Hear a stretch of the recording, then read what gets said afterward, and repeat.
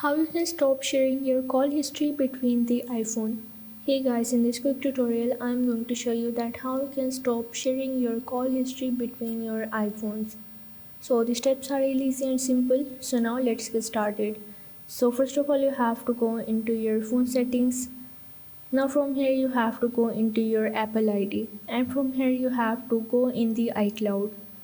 So from here you have to go in this show all icon, and from here you have to scroll down a little bit, and here is the option of the contact. You have to turn off this icon.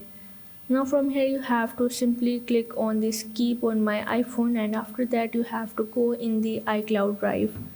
And from here you have to go in the sync this iPhone and also turn off this feature.